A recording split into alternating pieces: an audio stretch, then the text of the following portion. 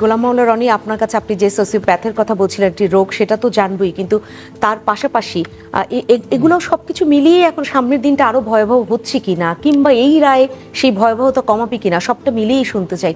আগে আমরা দেখতাম ধর্ষণ করার পরে সেই নারী কিংবা শিশু একটু মানে তার পরিবার সেটা লুকায়িত রাখবার যে চেষ্টাটা ছিল, তখন অন্তত হত্যা করা হতো না। এখন যেহেতু সবাই নারীদেরকে বলা হলো সোচ্চার হও, শিশুর পরিবারকে বলা হলো সোচ্চার হও, সোচ্চার হতে গিয়ে এখন মেরে ফেলবার যে প্রবণতা সেটা আরো বাড়লো। তাহলে ভয়াবহতা কেন ওদিকে বেশি যাচ্ছে? তাহলে সোচ্চার হয়েই লাভটা কি হলো? মানে এখানে আমি বলি যে আমার শৈশব এবং কৈশোর, আলহামদুলিল্লাহ, আমি যে পরিবারে বা যে পরিবেশে বেড়ে উঠেছি, আমি এই ধরনের কোনো দৃশ্য দেখা তো দূরের কথা কখনো শুনিনি। তো পরবর্তীতে এই নগরায়ন, মানে অনুন্নত নগরায়ন এবং অস্বাস্থ্যকর পরিবেশে মানুষের অনিয়ন্ত্রিত জীবনযাপন, যেটিকে প্রতি মুহূর্তে একটা মানুষকে খ্যাপাটে করে তোলে, দায়িত্ব জ্ঞানহীন করে তোলে, কাণ্ডজ্ঞানহীন করে তোলে, মায়া মমতা বন্ধনহীন করে তোলে। কিন্তু আমরা গ্রামে বা ছোট শহরে, জেলা শহরগুলোতে যেখানে সামাজিক একটা বন্ধন ছিল, ঠিক ওই বন্ধনে আমি 80-র দশক পর্যন্ত এই ধরনের কোনো নির্মম ঘটনা দেখা তো দূরের কথায় কখনো শুনিনি।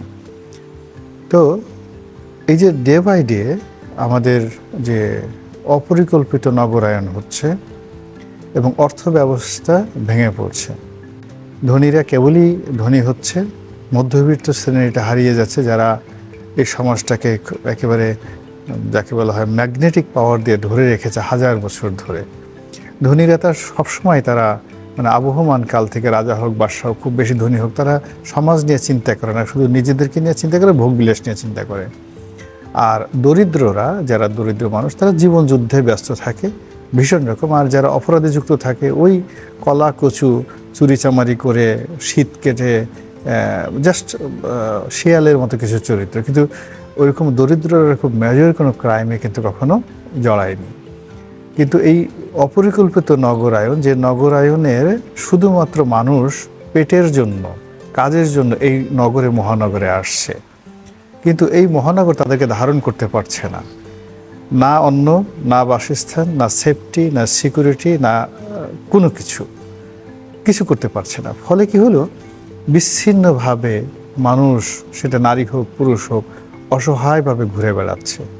আর ঠিক সেই সময়টাতে এই ক্রিমিনাল যারা আছে, সেই ক্রিমিনালরা তাদের যে ক্রিমিনাল অফেন্সগুলো আছে সেগুলো এই সুযোগ বুঝে এই কাজগুলো করে ফেলছে। আপনি দেখেন যে অপরাধগুলো যেখানে যেখানে ঘটছে, দীর্ঘদিন ধরে ক্রিমিনাল যারা যে কাজগুলো করেছে তারা এটাকে টার্গেট করেছিল। এগুলো একটা।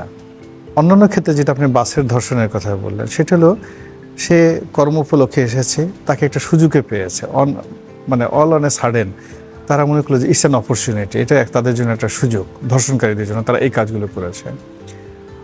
অন্যদিকে যেটা আছে যে রাষ্ট্রীয় যে বাহিনীগুলো আছে, সমাজ আছে, সংসার আছে, ওই যে জায়গাগুলোতে অপরাধগুলো সংগঠিত হয়, আপনি একটু খুঁজে নিয়ে দেখেন যে ওখানে লোকাল অ্যাডমিনিস্ট্রেশন, তারপরে ওখানে যে সামাজিক বন্ধন, ওই জিনিসগুলো অতটা কার্যকর নেই। ফলে এই জিনিস থেকে যদি আপনি ভবিষ্যতের কথা চিন্তা করেন, তাহলে এটা খুবই অ্যালার্মিং। এর কারণ হলো যে ওই যে ধনতান্ত্রিক সমাজ,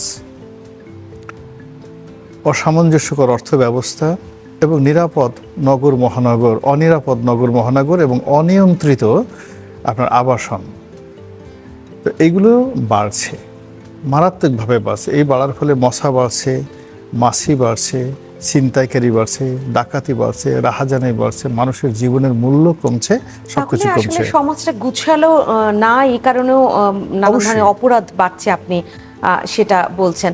কিন্তু আসলে যদি বলি যে সেই অপরাধ বাড়া একদিকে, সেটা নিয়ন্ত্রণে রাখার চেষ্টা কিংবা ইচ্ছা থাকলে উপায় হয়, এই জায়গাটা যদি আমরা একটু আলোচনায় আসি, যেহেতু মোটামুটি আলোচনা আমরা শেষের দিকে নিয়ে যাচ্ছি, সেক্ষেত্রে রামিসা হত্যা মামলার রায় আমরা 19 দিনে পেলাম, আলোড়ন উঠেছিল এই জন্যে। তনু হত্যা মামলার ব্যাপারে বলা হলো যে না, ওটা একটা বাহিনী জড়িত, সেখানে কিছু করা যায় না। ইয়াসমিন হত্যা মামলার রায় আবার আমরা পেয়েছিলাম, সেখানেও তো বাহিনী ছিল। আমরা দেখেছিলাম যে নোয়াখালীর সোনাগাজীর নুসরাতকে যে যৌন নিপীড়নের সেই দায় কেন সে জিডি করেছিল, তাকে হত্যা করা হলো একদম পেট্রোল জ্বালিয়ে টালিয়ে, সেইটার একটা রায় আমরা পেয়েছিলাম। কিন্তু এই যে আলোড়নের পরে এইটা এই জন্য হবে না, ওইটা ওই জন্য হবে না, এইটা আবার ইচ্ছা থাকলেই উপায় হবে, তাহলে কার ইচ্ছায় আসলে এগুলো খুব বেশি হচ্ছে? মূলত হলো কি যে এখানে তো আমি বলতেছিলাম যে আমাদের কর্তার ইচ্ছায় কর্ম হয় এবং পাবলিক সেন্টিমেন্টকে কেন্দ্র করে যখন ওভার পারফরমেন্স হয়। সে আলোড়ন তো আমি যে কয়টা বললাম একটার কিন্তু গুড এন্ডিং হয়নি। প্রতিটাই তো অনেক বেশি আলোড়ন উঠেছিল সমাজে। হ্যাঁ উঠেছিল, কিন্তু একমাত্র সেই যে খুকু মনিরের যে প্রেম কাহিনী এবং মনিরের যে ফাঁসি, এই একটা মাত্র দৃষ্টান্তমূলক, যেখানে একই সঙ্গে আলোড়ন তৈরি হয়েছিল, জনমত তৈরি হয়েছিল, বিচার একেবারে সিস্টেমেটিক ওয়েতে সাক্ষ্য প্রমাণ সহকারে নিখুঁতভাবে বাংলাদেশে যদি মানে একেবারে বিস্ফোরণমূলক কোনো ঘটনা ঘটে থাকে, সেটা হলো ওই যে শারমিন রিমা হত্যাকাণ্ড, যেটা আপনারা হয়তো অনেক ছোট তখন, সেই সময়টাতে হয়েছিল। ইত্তেফাকের এক প্রখ্যাত, এটা সম্ভবত সেই এরশাদ যখন ক্ষমতায় ছিলেন তার সময় বাংলাদেশে অর্থাৎ আলোড়ন সৃষ্টিকারী যে সকল এই হত্যা মামলা হয়েছে তার মধ্যে ফাঁসি কার্যকর হওয়া, রায় কার্যকর হওয়া এবং বিচারের প্রথম থেকে শুরু পর্যন্ত শেষ পর্যন্ত যদি বলেন যে কোনো রকম ব্যত্যয় ঘটেনি, সেটা হলো এই একটা ঘটনা। এমনকি ধরেন সাজনীন হত্যাকাণ্ড, সেই সাজনীন হত্যাকাণ্ড লতিফুর রহমান সাহেবের মেয়ে, প্রথম আলো গ্রুপ, কিন্তু এই লতিফুর রহমান সাহেবের মতো পাওয়ারফুল মানুষও কিন্তু আদালতে গিয়ে কেঁদেছেন, হতাশা ব্যক্ত করেছেন। সেই রায় পেতেও তো অনেক বছর সময় লেগেছে। ওটাই বলেছি, তিনি আদালতে কেঁদেছেন, প্রথম আলোর মালিক আদালতে কেঁদেছেন নিজের কন্যার, এবং মানে এমন একটা পরিস্থিতি তৈরি হয়েছে যে তার মনে হয়েছে যে বাংলাদেশের সবচেয়ে এলিট, সবচেয়ে ধনী, সবচেয়ে পাওয়ারফুল, তার মনে হয়েছে মামলা না করলেই ভারতে হি ওয়াজ ক্রাইং, এমন অবস্থা। তো এই জিনিসগুলো হলো কি, যে আমার বক্তব্য হলো যে এইভাবে যদি চলতে থাকে, একটা বিশেষ ঘটনা নিয়ে আমরা রামিসাকে নিয়ে আলোচনা করতে চাই না, এরকম ঘটনা অহরহ ঘটতে থাকবে যদি আমরা সামগ্রিকভাবে পুরো একটা সিস্টেমে ফিরে না আসি। এবং সেই সিস্টেমটা হলো, ধরুন একেবারে রাষ্ট্রের কর্তা ব্যক্তি থেকে আজ যেভাবে ডিসি, এসপি, ওসি, সচিব, এমপি, মন্ত্রী পাইকারি হারে তাদের বিরুদ্ধে দুর্নীতির অভিযোগ আসছে, 100-তে একজন লোক ভালো পাওয়া যাবে এটা এখন আর কেউ বলছে না, এখন হয়তো হাজারে গেলে একজনকে ভালো লোক পাওয়া যাবে। ফলে দেখুন একটা সমাজের পচন শুরু হয়, বা মাছের পচন শুরু হয় মাথা থেকে। আমাদের মাথা যে জায়গাটা আছে এটা পচন শুরু হয়ে গেছে।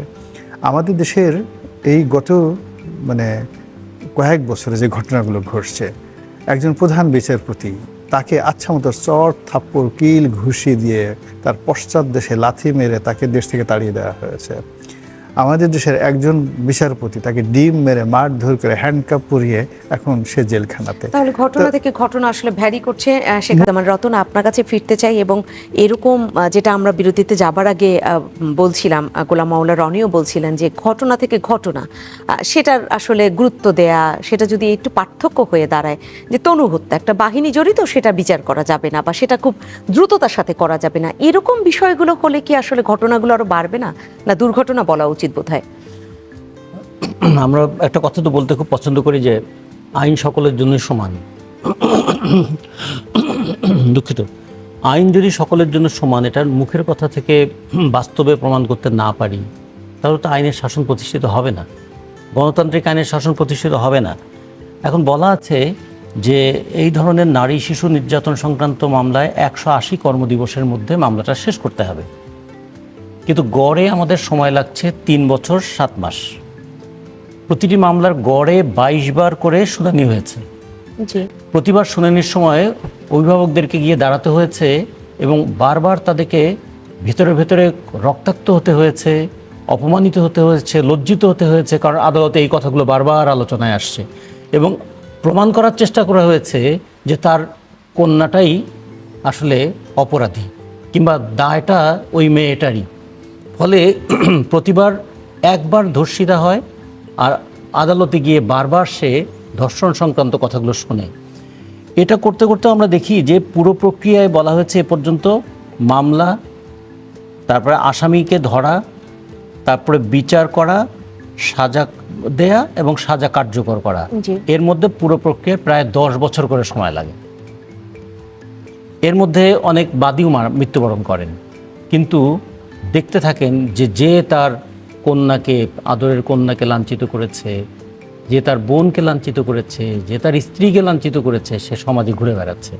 এটা যে কত বড় একটা মানবিক বিপর্যয় তৈরি করে, সেখান থেকে কিন্তু কখনো কখনো পাল্টা ক্রোধেরও জন্ম হতে পারে। এই দিকগুলো একটু খেয়াল রাখা দরকার। সেটাও তো আমরা দেখলাম, বোনকে ধর্ষণ করার দায়ে ভাই একদম গুলি করে দিয়েছে, একটা ঘটনা, সেটা আবার দ্রুততার সাথে ধরা হচ্ছে। একটা খেয়াল করে দেখুন, 1 মার্চ সীতাকুণ্ড পাহাড়ে থেকে দেখলো সবাই, পাহাড়ের ঢাল বেয়ে একটা মেয়ে টলতে টলতে উঠে আসছে এবং মেয়েটার গলা কাটা, পুরোটা কাটতে পারিনি, রক্তাক্ত মেয়েটা। কত বয়স মেয়েটা? 8 বছর 9 বছর। ওই মামলার 3 মাস পার হয়ে গেল, এখন পর্যন্ত অভিযোগপত্র দায়ের করতে পারেনি ওই শিশুটা।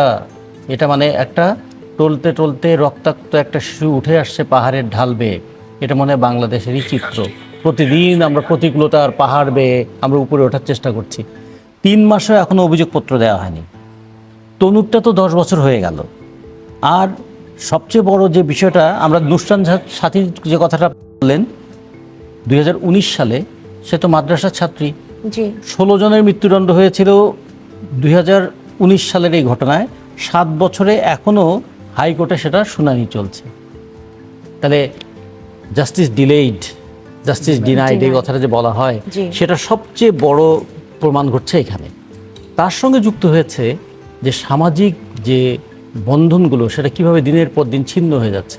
আমরা এখন একসঙ্গে বসে গান শুনতে পারবো না, একসঙ্গে হাঁটতে পারবো না, একসঙ্গে চলতে পারবো না, সিনেমা, প্রতি মুহূর্তে এমন এক সামাজিক মনস্তাত্ত্বিক বিভাজনের জায়গা তৈরি করা হয়েছে।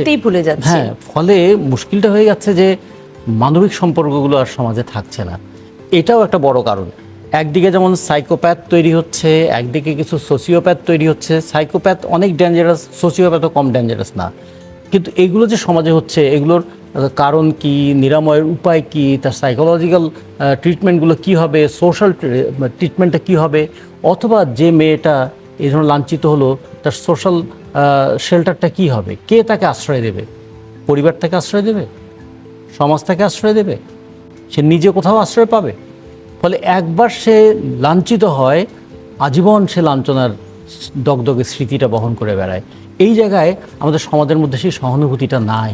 সমাজের মধ্যে একদিকে যদি ভিকটিমের প্রতি সহানুভূতি না থাকে, তাহলে কিন্তু অপরাধীর প্রতি ঘৃণা তৈরি হবে না। যদি ভিকটিমকেই ব্লেম করতে থাকি, তাহলে অপরাধী তো আড়াল হয়েই যাবে। সে কারণে আমরা মনে করি যে সমাজ মনস্তত্ত্বটাও খুব গুরুত্বপূর্ণ। আমরা আমাদের রাজনীতিতে, আমাদের সংস্কৃতিতে, এমনকি আমাদের অর্থনীতিতেও নারীকে যদি বোঝা মনে করা হয় যে নারী প্রতিদিন ঘরের কাজ করছে, সেই গৃহকর্মে নারীর কাজের কোনো মূল্য নাই। ফলে একটা মূল্যহীন মানুষ, এবং তাদেরকে সবসময় তাদেরকে এমনভাবে উপস্থাপন করা হচ্ছে যে নারীরা হচ্ছে মনে হয় শুধু পুরুষদের জন্যই। সে যে এই সমাজের মানুষ, তারও যে একটা এন্টিটি আছে, তারও একই ভোট। আমাদের সংবিধানে যে সমান অধিকারের কথা বলা আছে, ইউনিভার্সাল ডিক্লারেশন অফ হিউম্যান রাইটসে সে যে হিউম্যান বিইং হিসেবে সমস্ত রাইট এনজয় করে, এগুলো কি আমাদের শিক্ষা ব্যবস্থার মধ্যে আছে? এগুলো সমাজের মধ্যে আছে? নাই।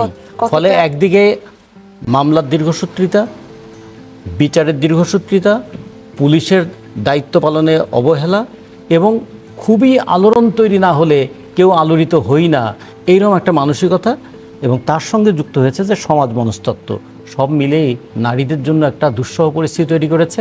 আবার অন্যদিক থেকে এটাও খেয়াল রাখতে হবে যে আন্দোলন করে কিংবা এর বিরুদ্ধে প্রতিরোধ গড়ে তুলেই তো এখান থেকে মুক্তিটা পেতে হবে। সময় হয়তো আর বেশি আমি আপনাদের দিতে পারবো না গোলাম মাওলা রনি। একদিকে যেমন আপনি সোসিওপ্যাথের কথা বলছিলেন, একটি রোগ, তারা যেমন বলবার চেষ্টা করেছে যে এই রামিসার ক্ষেত্রে না শুধু, বিভিন্ন সময়ে যে আবার অবিচার হয়ে যায় কিনা মিডিয়া ট্রায়ালের কারণে, কারণ অনেক বেশি আলোড়ন ওঠে। কিন্তু মিডিয়া ট্রায়াল কেন করতে বাধ্য হয় মানুষ, সেটা কি আমরা ভাবি কিনা খুব বেশি?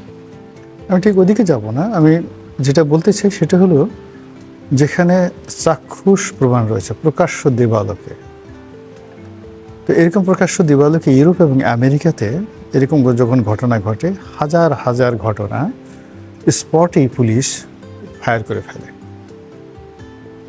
পুলিশ কিন্তু তাকে বিচারের আওতায় আনতে পারত, কিন্তু এরকম আমেরিকাতে বলেন, ইভেন ইংল্যান্ডে বলেন, এরকম সব অপরাধ যেখানে দিবালোকে অপরাধীরা অপরাধ করে এবং পুলিশের হাতে 99.99% অপরচুনিটিস ছিল তাকে গ্রেপ্তার করা, বিচারের আওতায় আনায়, কিন্তু পুলিশ কিন্তু সেই জায়গাগুলোতে ফায়ার করে ফেলে। তো আপনি ইন্টারনেটে সার্চ করলে দেখবেন যে এরকম ঘটনা ইংল্যান্ডে, লন্ডনে, নিউ ইয়র্কে বা অন্যান্য যে সিটিগুলোতে প্রতিদিন কত ঘটনা ঘটছে। তো সেটা নিয়ে কিন্তু ওই দেশের বা আমাদের দেশের এরকম সোশিওপ্যাথিরা কথা বলে না, কথা বললে ওদেরকে ধরে নিয়ে সেম কাজ বাংলাদেশে তো করবে। মানবাধিকার লঙ্ঘিত হবে সেক্ষেত্রে। রাইট, কিন্তু এই সময় ঘটনা ঘটে। এখন আমাদের বর্তমান ধর্মও কিন্তু একই ঘটনা বলছে, যে অপরাধ হাজার হাজার মানুষ দেখেছে, যে অপরাধ সব মানুষ বুঝে গেছে, যে অপরাধের যে ভিকটিম, সেই ভিকটিমের কান্না আরো সে আজিম পর্যন্ত পৌঁছে গেছে, সেটাকে নিয়ে আমি যত বেশি সময় ক্ষেপণ করব, কালক্ষেপণ করব, আকাশ বাতাস মাটি মানুষের মন ওই অপরাধটাকে ধীরে ধীরে সহনীয় করে ফেলবে, ধীরে ধীরে কলুষিত হয়ে যাবে সমস্ত কিছু। ফলে এইগুলোর জন্য কিছু কিছু অপরাধ আছে, যেমন সিঙ্গাপুরে এটা নিয়ে সারা বিশ্ব তার বিরুদ্ধে লেগেছিল, লি কুয়ানের বিরুদ্ধে, যে ড্রাগ মানে 50 গ্রামের অতিরিক্ত কোনো ড্রাগ পাওয়ার সঙ্গে সঙ্গে ক্রস ফায়ার, একদম ইলেকট্রিক ডাইরেক্ট ক্রস ফায়ার দিয়ে মেরে ফেলতে হবে সিঙ্গাপুরে। এবং তারা একটা অপরাধও সারা দুনিয়ার বিরুদ্ধে গিয়ে সমস্ত মানবাধিকার সংগঠন করেছে, বলেছে যে নো, আমরা এখানে 1% ছাড় দেব না। তো এরকম আমাদের দেশে কিছু কিছু অপরাধ আছে যে অপরাধের একেবারে ডিফাইন করা থাকবে এই অপরাধগুলো, এবং এই অপরাধ মেনশন করা থাকবে।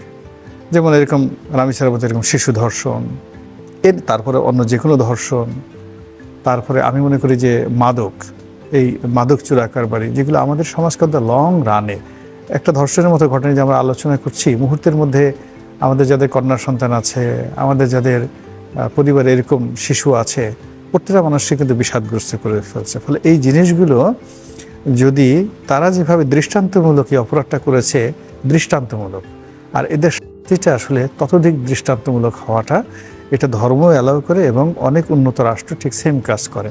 আপনি চিন্তা করুন তো, সক্রেটিসকে তারা ফাঁসি দেবে। এখন আমরা এত বছর পর, 2500 বছর পরে কথা বলছি, কিন্তু ওই সময় বিচারকরা মনে করেছিল যে এই সক্রেটিস পুরো রাষ্ট্রের জন্য, দেশের জন্য, সমাজের জন্য, তাদের জন্য ক্ষতিকর। তারা বুঝতে পারেনি। ফলে কি হলো, more than 400 jurist, the appellate ডিভিশনের, হাইকোর্ট ডিভিশনের বিচারপতিরা, এত বড় মানে কখনই এত বড় বিচার হয়নি।